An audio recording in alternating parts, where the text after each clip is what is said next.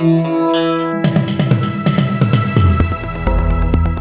listening to the Betoota Advocates Weekly News Wrap on Desert Rock FM 96.5. Welcome back to the Betoota Advocate Weekly News Bulletin. My name is Clancy Overall. I am, as I said, as walking into this booth, catastrophically hungover because we finished, I guess I'll be honest about it really, we had our wrap party last night for the new Betoota Presents TV show on Paramount Plus.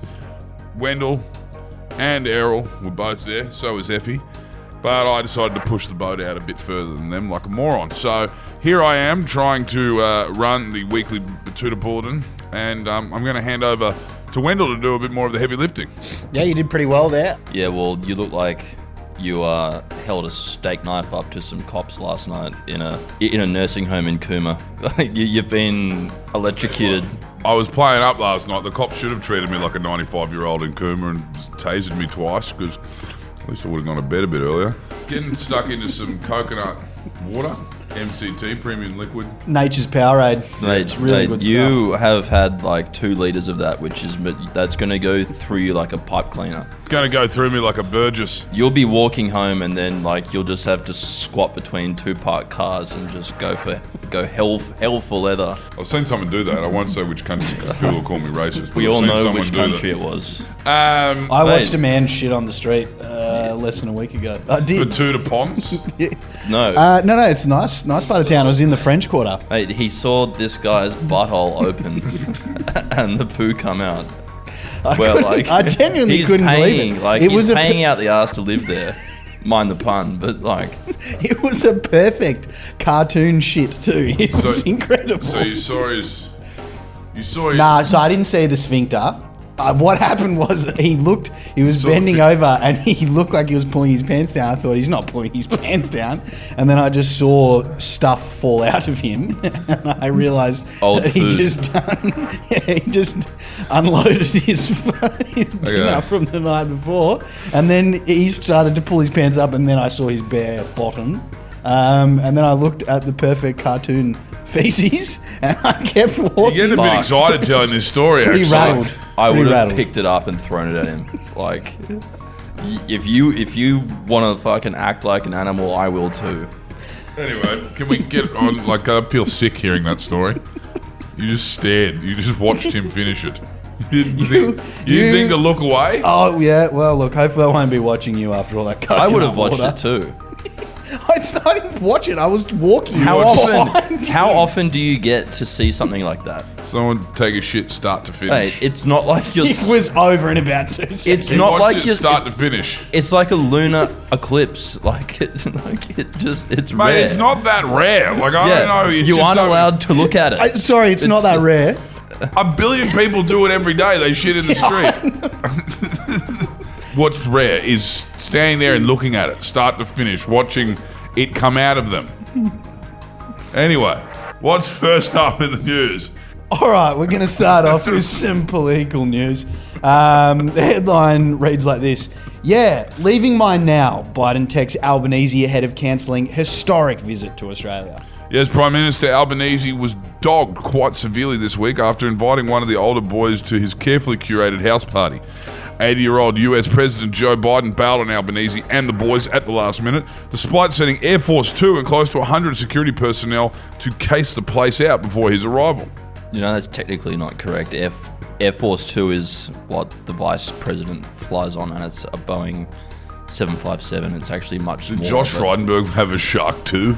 No, he didn't. Anyway, and to make matters worse, he strung everyone along until the last minute as well. He reportedly texted Alba that he was leaving his place now, despite still being in the bath. He obviously had zero intention of leaving the house at all, and understandably, Albanese was left pretty crushed by the betrayal. Very upsetting. Moving over to the United States, and Florida has moved to ban the Round the Twist episode where Pete gives birth to a tree fairy baby. In some curious news from the home of the brave and the land of the free, a famous episode of Round the Twist has been banned from schools in the US state of Florida. It is the latest battleground in the war on wokeness, with Florida Governor Ron DeSantis continuing on with his Don't Say Gay law, and it means an Aussie favourite has copped a blow. Yes, the episode was the first one in season 3 where young Pete pisses on a tree and becomes pregnant with a tree dryad's baby, which then he gives birth to out of his mouth. Apparently the whirling dervish episode could be the next on the chopping block as well, which, if anyone remembers, it's where it was Pete. No, it was Bronson. Bronson, the little boy, swallowed a fish that went into his penis and turned it into a rotor of sorts.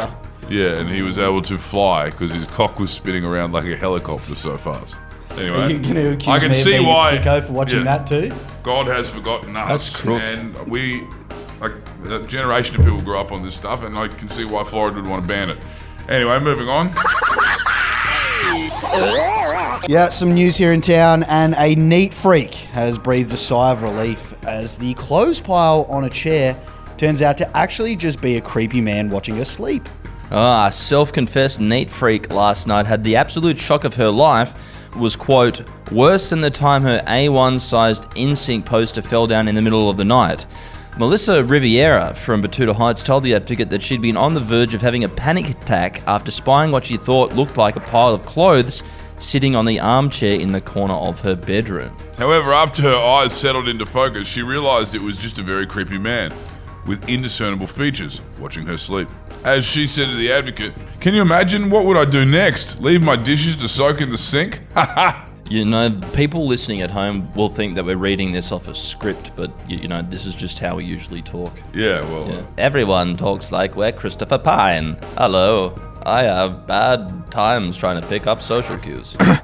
Sports news. We're finishing up the week with some sports news. And the AFL has created a new father-son, who is also my cousin rule, for the new Tasmanian AFL team. In a wonderful show of class, the AFL has enhanced its inclusivity credentials by making the game more accessible to our Southern Island brethren. The traditional father-son rule is arguably the game's most well-loved tradition. It allows clubs preferential recruitment access to the sons of former players who have made a major contribution to the club. True, and as an ethnic Tasmanian, I think this article's fucking extremely offensive, but anyway. And now the AFL is celebrating the unique family structures of the region by creating a special supplement to the father-son rule that will now be unique to the island nation. This will see the rules reach extended to allow the game's 19th club to have preferential access not only to sons of former players, but to sons who are also my cousins of former players. Fuck me. That's like, so fucking funny. A good leg up for the newcomers to the league. Fuck you. A lot of the readers really liked it, Errol Parker. Yeah. I'm looking forward to the family catch-ups they'll get to have every a lot of fortnight down there. mainlanders, yeah. Fuck you. Fucking inbreds. Fuck me. Fucking toothless inbreds. Anyway, that's enough from us this It week. certainly is.